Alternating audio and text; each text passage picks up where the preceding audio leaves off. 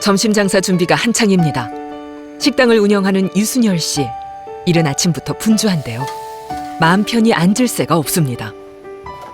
일이 많을 때는 저녁에 많으면 끝날 때쯤 다리가 많이 아프긴 아파요. 그때는. 아이고 다리야. 아이고. 아직 한창인 60의 나이지만 무릎 관절염이 찾아온 건 5년 전부터입니다. 물이 참 많이 붓고 다리 이렇게 올리잖아. 집에 가 다리를 올리고 있으면은 그 물이 그람이 얼마나 안 되는데 그 무게가 느낌에 엄청 이렇게 무겁다는 느낌이 딱 들어요. 식당 일을 한 지 15년. 종일 서 있거나 쪼그려 앉아 일을 하다 보니 무릎 관절이 남들보다 일찍 상한 것 같습니다.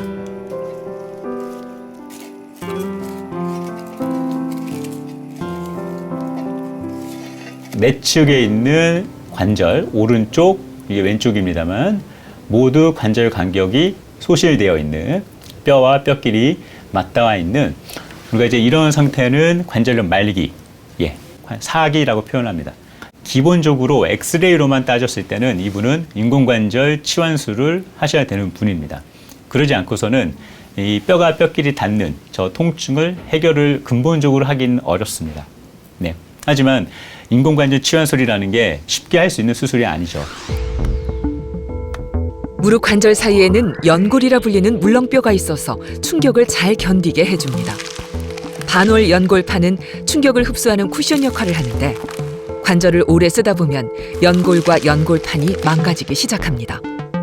그로 인해 뼈와 뼈가 직접 맞닿으면서 극심한 통증을 유발하는데 이것이 무릎 관절염입니다. 최대한 덜 망가지게 서서 일하는 걸 좀 줄이라고 저한테 얘기를 하더라고요. 근데 줄일 수가 없으니까 저도 줄일 수가 없으니까 안 그러면 가게를 접어야 되는데 당장 수술할 형편이 아니기 때문에 유순열 씨에게 내려진 처방은 운동이었습니다. 특히 무릎 주변의 근육을 강화해주는 근력 운동입니다. 일하는 틈틈이 운동을 하며 수술을 최대한 미루고 있습니다.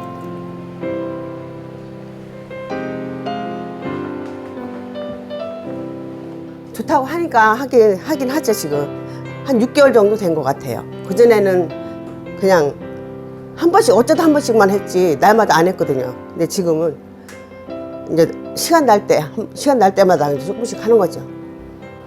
운동 처방, 특히 무릎의 관절염을 치료하기 위해서 가장 중요한 이제 근육은 대퇴사두근입니다. 대퇴사두근이라는 거는 이제 허벅지 앞쪽에 있는 근육이 되겠고 우리의 다리를 이제 신전을 시켜주는 이제 대표적인 근육인데 우리 몸에서 가장 큰 근육이고 에너지 대사도 가장 크고 그렇습니다. 가장 중요한 역할은 결국에는 무릎으로 가는 이런 충격, 부하 이런 거를 흡수를 해주는 역할을 하겠죠. 무릎 관절염 치료에서 가장 중요한 것은 바로 허벅지 근육입니다. 허벅지 앞쪽 네 갈래의 근육을 대퇴사두근이라고 하는데요. 무릎으로 가는 하중을 줄여주고 관절을 안정적으로 잡아줘서 관절을 편안하게 만들어줍니다.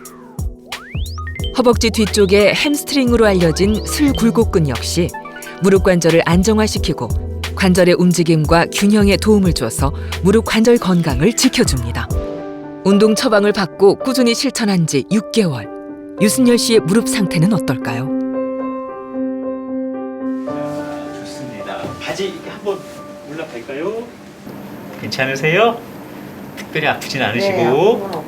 예, 좋습니다. 네. 자, 붓기가 얼마나 했나 좀 볼게요. 네. 자, 이렇게 했을 때 뭔가 뿔렁뿔렁 뭔가 물이 차 있는 느낌은 별로 들진 않으시죠? 네, 여기 제가 허벅지 근육 이렇게 만져봤는데 지금 조금 운동을 더 하시면 좋을 것 같아요. 유순열님 보시면은 운동으로 근육 키워가지고 견디셔야 되거든요. 아시겠죠? 네. 이렇게 근육 운동을 하는 것만으로도 관절염의 통증을 줄일 수 있을까요? 1kg의 체중이 늘 때마다 무릎에는 3에서 5kg 이상의 체중이 증가한다라고 돼 있습니다. 따라서 무릎의 통증을 줄이기 위해서는 무릎에 가해지는 부하를 줄여야 되고 가장 중요한 것이 체중 감소와 더불어 무릎으로 가해지는 충격을 흡수해 줄 수 있고 부하를 줄여줄 수 있는 근육량을 늘리고 근력을 키우는 게 중요하다고 할 수 있죠. 탁구 치는 맛에 푹 빠진 원영선 씨. 친구들과 함께 10년째 치다 보니 관절염 환자인 것도 잊고 삽니다.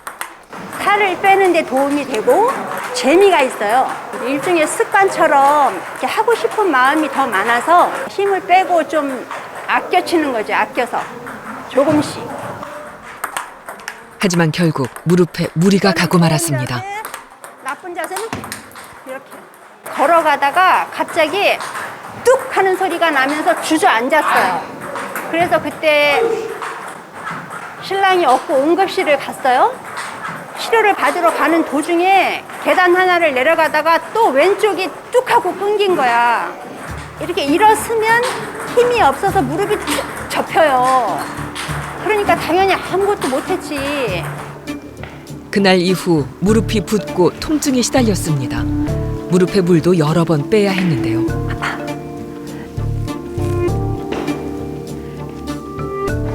오른쪽 무릎의 내측, 왼쪽 무릎의 내측 관절 간격이 좁아져 있습니다. 엑스레이 보면 이렇게 이제 볼록볼록 이렇게 튀어나온 것들이 좀 보이거든요. 이건 이제 골극이라고 해서 관절에 염증이 생기면서 주변에 골 조직과 무슨 연골 조직 이런 것들을 막 만들어내거든요. 그다음에 이제 색깔을 보면 뼈가 이렇게 허해지죠, 엑스레이에서. 이건 이제 경화라고 하는데 뼈가 딱딱해지는 겁니다. 이게 이제 연골이 없으니까 뼈가 계속 자극을 받으면서 딱딱해지거든요. 몸에 어디 부위든지 계속 자극을 받으면. 그런데 원영선 씨의 경우 관절염 외에 연골판이란 곳에 문제가 더해졌습니다. 온몸에 체중을 지탱하는 무릎 관절은 복잡한 구조로 이루어져 있는데요. 특히 관절 사이에 놓인 C자 형태의 반월 연골판은 충격을 흡수할 수 있을 만큼 강력하면서도 유연한 탄력을 가진 조직입니다. 무릎 관절면을 싸고 있는 관절 연골과 함께 두 개의 연골 중 하나라도 손상이 시작되면 관절염이 올 수 있습니다. 이 연골판은 이 연골을 보호하는 역할을 하고 이 연골은 뼈를 보호하는 역할을 하거든요. 근데 이 연골판이 찢어진 거예요. 연골 손상 부위는 작지만 그 연골판이 전체적으로 기능을 많이 잃게 돼서 관절염이 이렇게 악화되죠. 연골판이 찢어진 상태. 탁구를 치면서도 계속 무릎에 신경이 쓰입니다. 이렇게 치다가 이제 볼을 세게 치려고 막 이렇게 그러니까 이렇게 하고 있다 이렇게 하면서 무릎에 충격이 탁 오죠. 이렇게 하고 있다가 이렇게 할 때 다시 한번 이렇게 무릎에 탁 충격이 와요. 하정구 교수도 탁구를 치는 동안 관절의 움직임이 연골에 영향을 줄 수 있다고 지적합니다.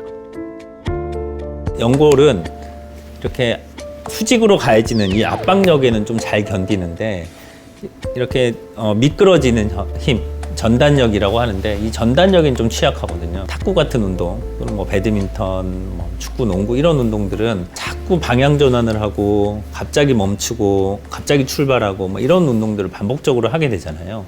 근데 이제 그런 것들이 어느 정도 범위 내에서 하면 좋은데 이게 계속 지속적으로 누적되고 과하게 되면 연골판도 이제 이 관절 보호의 중요 역할을 하는데 무릎을 자꾸 비틀고 돌리고 하면 이 연골판이 손상될 가능성이 많거든요.